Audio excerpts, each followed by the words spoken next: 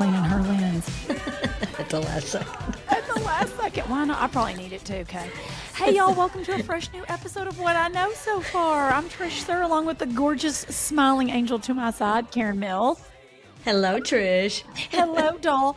Y'all, we had a field trip. I'm going to start right off. If you don't listen to the podcast and it's your first time, welcome. We're so tickled you're here.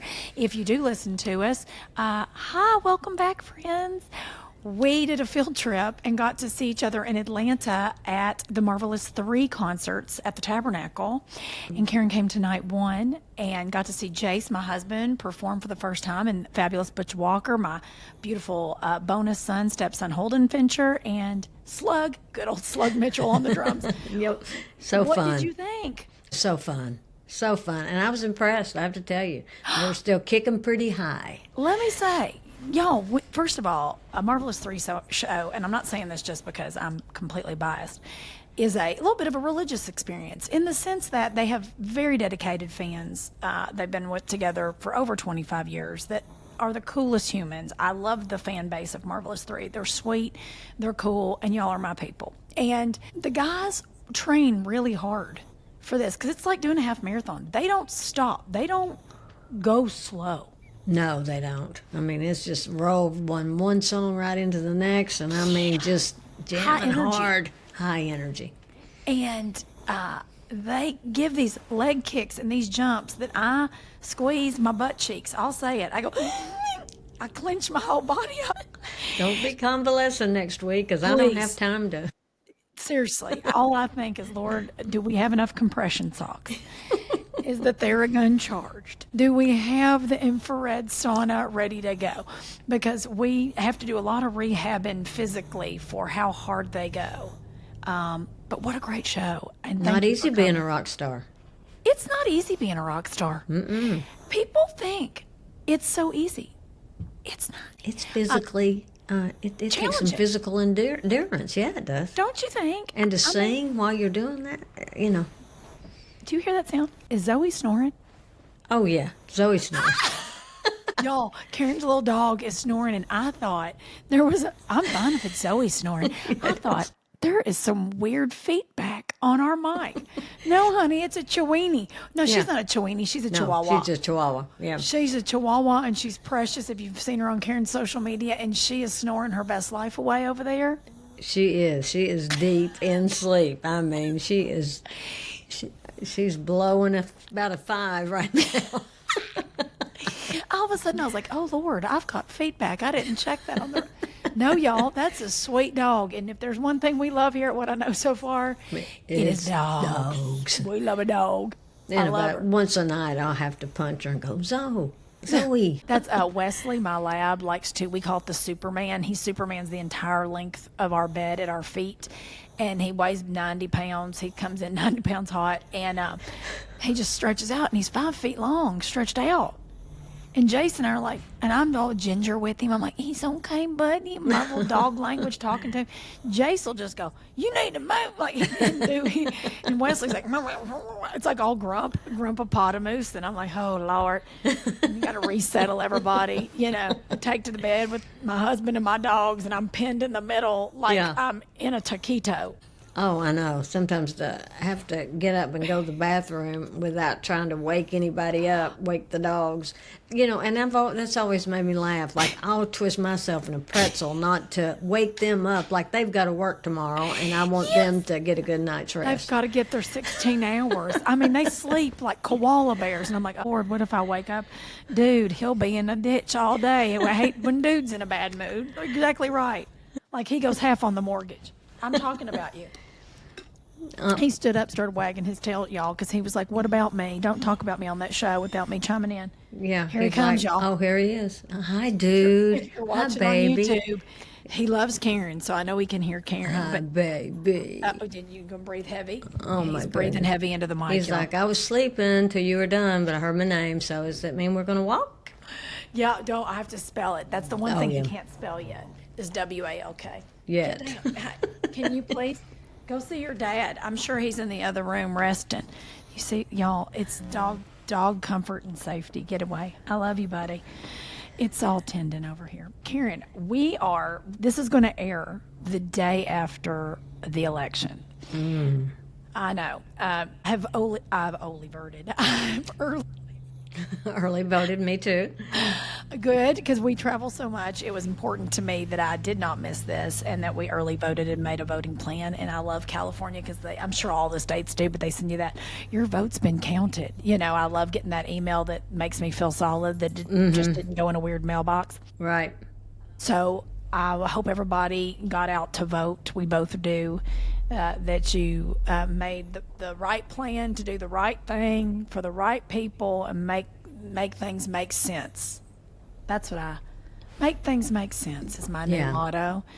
Life's too short. Look, Karen put it on her phone. See, oh, that's cute. Tennessee did it in the state.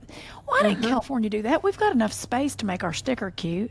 Yeah. My sticker is like a circle and just, it feels like something I might have got at the Dollar General. Like I could have just picked some up. Like my outvoted sticker is in the shape of Tennessee. It's so cute, and Karen has it on her phone case, which is awesome. I should be so proud to do that. I think mine fell off my T-shirt and is probably in the laundry. It's embarrassing, but there you are. There you go. Here we are. Well, here we are, and we're thrilled.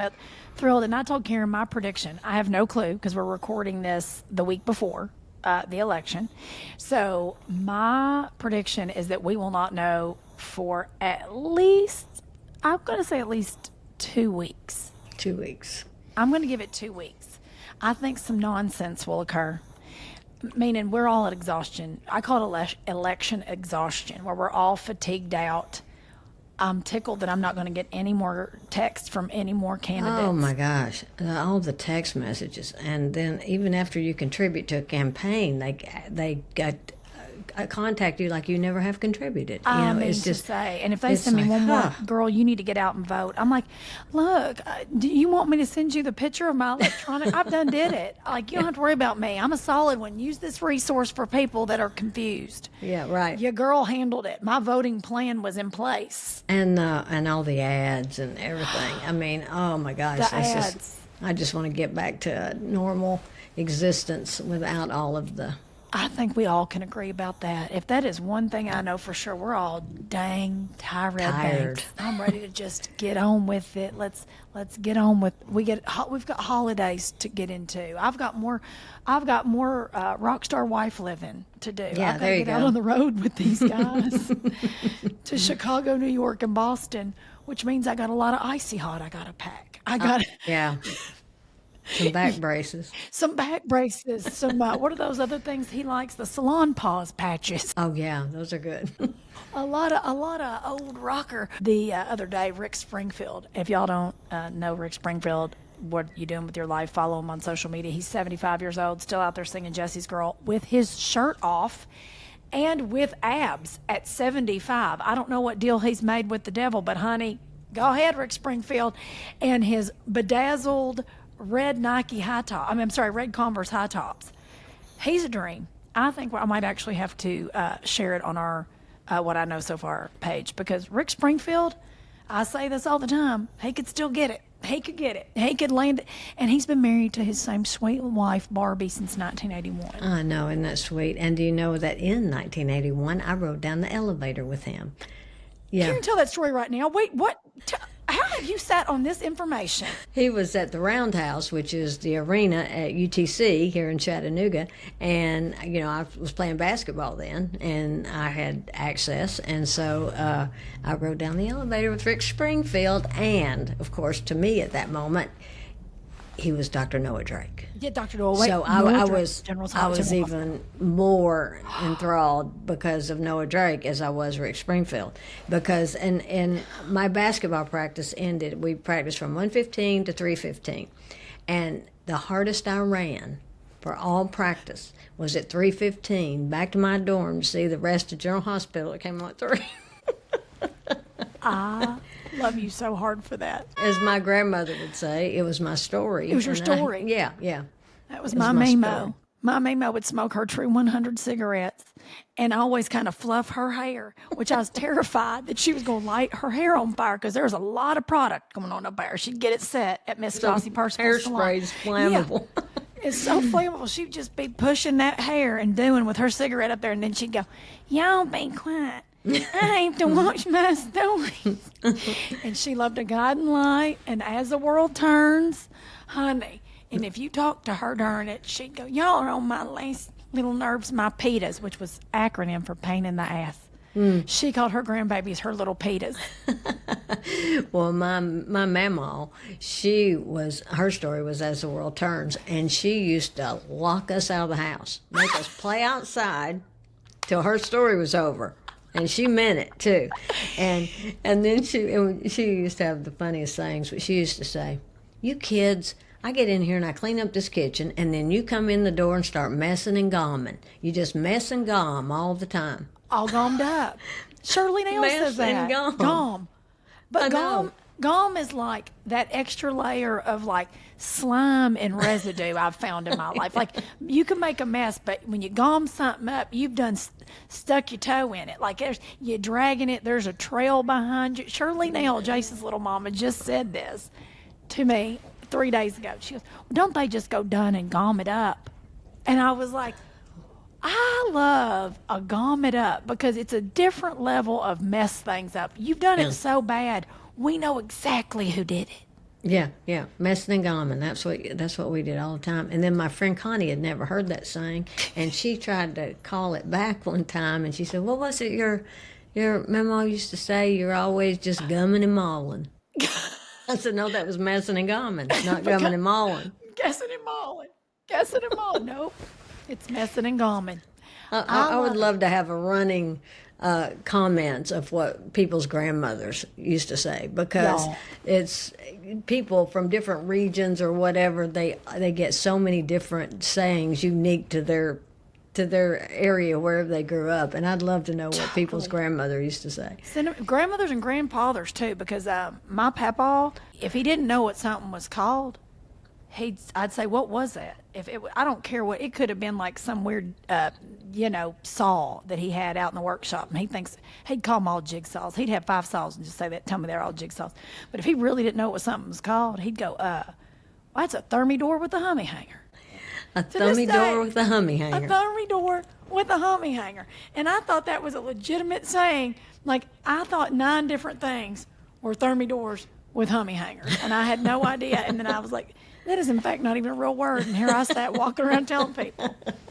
So I'm sure if y'all have those words, please send them to us, because I love a fake, made up, whatever, Mamaw, Grandmama, me, Gigi, whoever you got. Yeah. Whatever words they made up, please tell us, because it brings me great joy when you're like, Mom, we were talking about this the other day.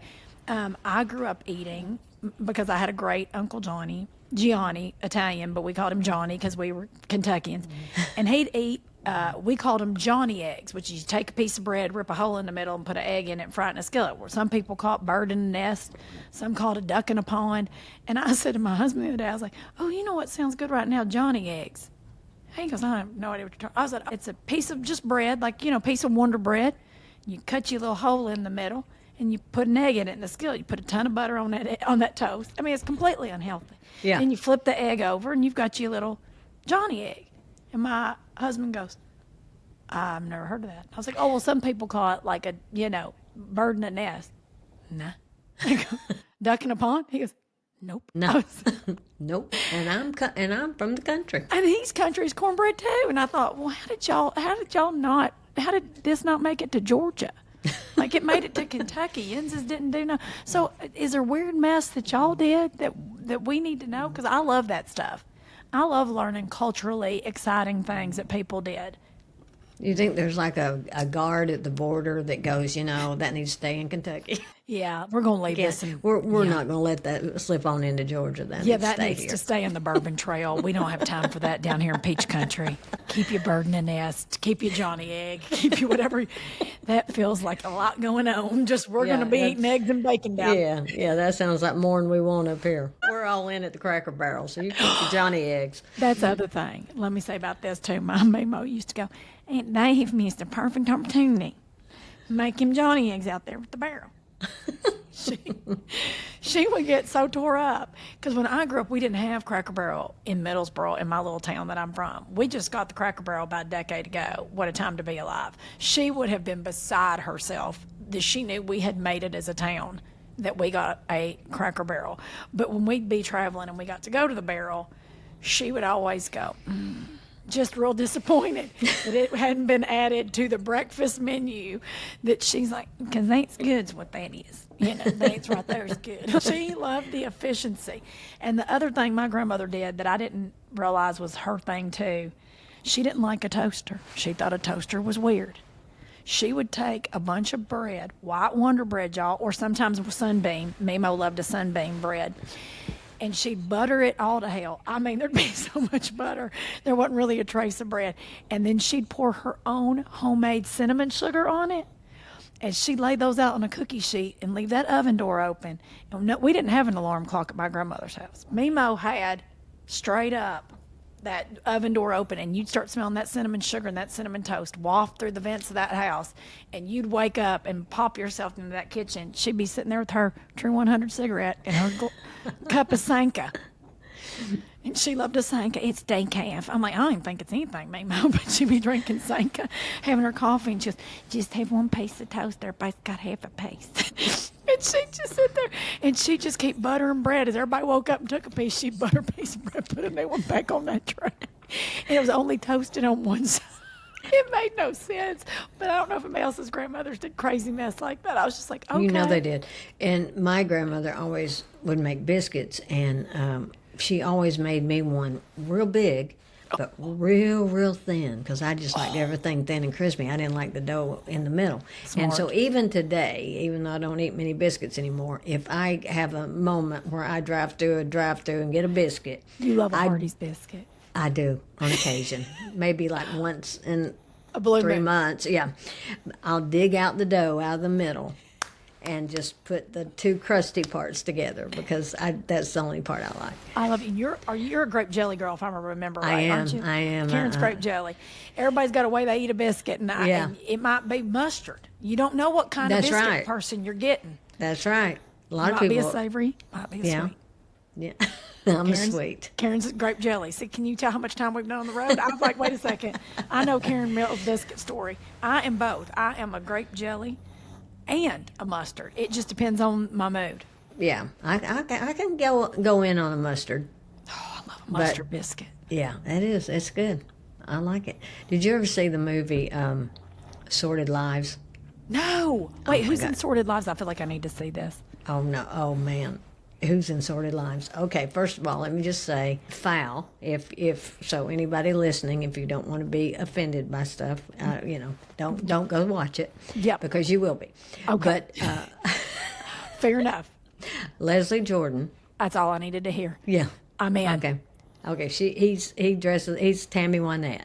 He's obsessed with Tammy Wynette, dresses like Tammy Wynette, the whole thing. Delta Burke is in it. How have I never seen this movie? Those are How two have of my you favorite. not? How have you not? You will. Olivia Newton-John, Beau Bridges, and one, I can't think of her name, but she is hilarious in it, and she's trying to stop smoking, and she always flip herself with a rubber band. But when you did that with the cigarette, Pushing of the hair. that's what made me think of it, because she was always trying to quit smoking, but she'd have That's my grandmother. She'd all push that and going do on with the Oh my cigarette. gosh. But Well, I've got to talking watch about- it. That's what we're going to watch tonight now that the World Series is over. Oh, yes, congratulations on that, and you're welcome. Okay, y'all, just for backstory, I'm a huge Dodgers fan. I'm going to tell you quickly, the Dodgers won the World Series the day before Halloween, if you have been in a ditch and didn't know.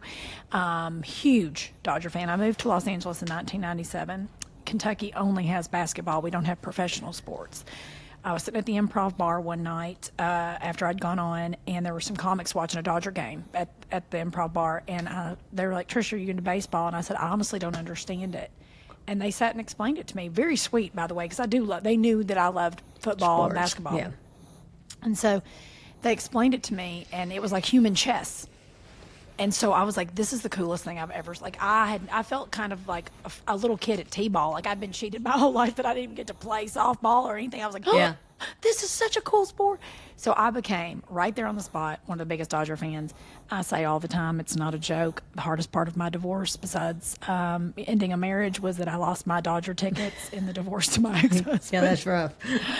It was rough. He took the season tickets. It's fine. I'm doing great. It's okay. There's a lot of other seats in Dodger Stadium, but a huge, huge Dodger fan.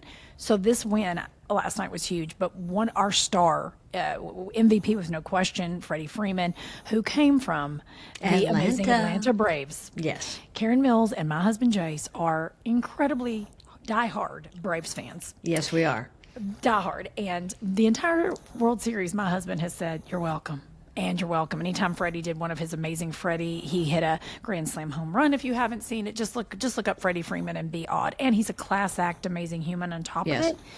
And so you just feel good all the way around. So needless to say, all Karen and Jace have said to me this entire series has been, "And you're welcome." Anytime Freddie did something miraculous. Yeah, because Freddie was an Atlanta Brave, and we were devastated when he went to the Dodgers. So so now we just keep saying, "You're welcome." We're grateful for him, and we love him here. The great news But we is, love seeing him do well, though. that's what I was about to say. Here's a great thing about Atlanta fans. They absolutely love Freddie and are so, if it isn't the Braves, they're thrilled it's us, which we appreciate. It's like we're the adopted, team. We're the, just the little, if we're not in it, we'll root for you. By the way, I do the same because of thing. Freddie. Yeah. So we love Atlanta fans, but it's been a big deal, and we're so grateful. This one just hits different because we won during the pandemic. We won in 2020, the Dodgers, but we didn't get to celebrate. We didn't get a parade or anything, and so as a city, we didn't get to celebrate. So I think this one's just because it was kind of like an asterisk, like, "Oh, you won," but it was that. Yeah, and I was like, "Come on, they won in a bubble for God's sakes!" Give them the credit. They didn't get to. It was harder if you. They still had to score more runs. That's right. They still had to win a baseball game. Yeah, right. And my friend Andy Sanford, who's a comic, he does a great joke about, you're talking about just not understanding baseball and that, but he does a great joke about baseball, and someone talking about pitcher for the Yankees a couple years ago pitched a perfect game, and he said, "What's a perfect game?" And he said, "Well, that's when no one gets on base, no one gets a hit, no one walks, 3 up, 3 nothing." down. And he said, "Okay, so let me get this straight. Baseball's not boring enough that a perfect game is when nobody does anything." We're like, yeah, it's great. It's great. It's awesome. That's when it's perfect. When literally nothing happens. When nothing happens, it's perfect. Yes, chef's kiss. We all wait for that. That is so true. I never thought of it like that. So funny. Yeah. That's so true. Oh my gosh, wow. He just made me have an existential crisis about baseball. Thanks, Andy. That is so true. It's, it's one of the few sports, and I know a lot of people think baseball's boring. I do not. I find it absolutely fascinating. Me too. Right. It's just, because it's so intellectual. Strategic. Yes. It's a very strategic game. And I'm not kidding when I say it's human chess, because all the way around, everyone has to move in order for it to all work and quote unquote win. And so I think what I loved, and I'm done after this carrying on about sports because we did not just turn into a sports podcast, but what I love about it, because what Karen and I do for a living, it's a singular sport. We don't unfortunately get to work as a team. You may have a team that helps you in life, but when you get up to go do your job, Karen works alone, I work alone. Yep. And so there's something really magical to watch people at the top of their game, literally and figuratively, work together and check their egos. And I think this is why I love the Dodgers so much. Dave Roberts, their manager, has created a culture of we work as one unit. And it doesn't matter if you're our star opening pitcher closed the World Series last night. And he's only on 2 days rest. I know that means nothing to anybody because my husband was like, "I did concerts 3 nights in a row," and they act like. Well, and a lot of times the best move you can do at your at bat is to sacrifice to get someone else close. I mean, it's all strategic. It's strategic, and that's what I mean when I say I think there's just something really powerful in the state of the world right now to watch that many people who are excellent at what they do and get paid an exorbitant amount of money. Yes. Who could all be buttholes if they really wanted to work together and just be inclusive. And even in their speeches, they were all like, "This was one unit out there. We move as one." And I was just like, that's what we all need to be reminded of in this world right now, is the more we work as one and love each other well. And even when you're excelling, there's room. High tides raise all ships, as That's I say right. all the darn time. And usually you're selling because there's someone else, That's right. And you make people better, I think, when you learn. Some of the greatest leaders I've had the privilege of knowing and being around, you, there's something really powerful when you check yourself enough to go, where are my blind spots? What can I do to be better? And I feel good. What can I do to elevate everyone around me? While you're in the height of goodness. When you're worried about, I need to just be better or I need to stay here, you ain't gonna last long. You ain't gonna Well, stay there long. and the other thing too is you need to surround yourself with people who are as good or better than you are. You don't Always. need, or if you want to elevate yourself, you've got to be with people who are great. Okay, preach on that. Go ahead and preach on that. It's true, because if you don't have people that push you, you're one of those people for me, which I'm always grateful for. You have to have people around you that want you to succeed, but also are so much constantly pushing themselves and so much better at what they do that makes you work harder in a place of, I need to put that work in. And you're one of those people, and I'm grateful that you're my people, because you do, and you do it with such, I mean, that's the other thing. People that are quiet, y'all watch out. People that are quiet, and I don't like the word humble, because I think that connotates like, oh, I don't talk about how good I am. There's people that are excellent at what they do and do it quietly. And those are the people that I always say pay attention to, because they make what they do look so easy when in fact it's extremely hard. Karen Mills, case in point, just in case you're wondering, y'all. She's exceptional at what she does and works You're her butt too off kind. at it. No, But- it's true. Well, but one example that I can give too of that point in terms of surrounding yourself with better people. When I was in college, played college basketball, in 1980, I led the nation in assist.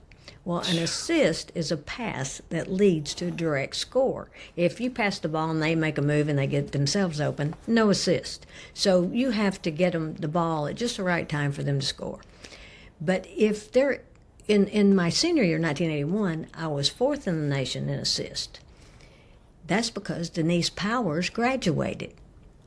So I didn't have the other person always scoring the way she could score. So I led the nation in my junior year. I dropped in my senior year because I was as good as the people that I was playing. That's right. That's right. And that right there, beautiful illustration of what it means to be, when you're exceptional, if all the exceptional tools, people, things line up and take that moment to just rise with each other, it's limitless. So it's always like people get scared of people that are good or better than. You shouldn't. You should actually go lean into that. Embrace it. Embrace it, because really good people don't ever mind sharing the sunshine and the spotlight. right. They don't. People that get worried and get all weird, that's because they have a lot of, in my opinion, there's imposter syndrome there, which we all have. Yeah. But only thing that grows in the dark, honey, is shame and mushrooms. I learned that on Ted Lasso. And so I have learned that we all have something in us where we go, gosh, I don't feel good enough right now. It's not because you aren't. It's because when you're about to step into the thing you're meant to do, it's super scary. If something isn't scary, I always say you're not meant to do it. That's right. Just not. So it's a testament to how you've played ball, all the things you've learned and done.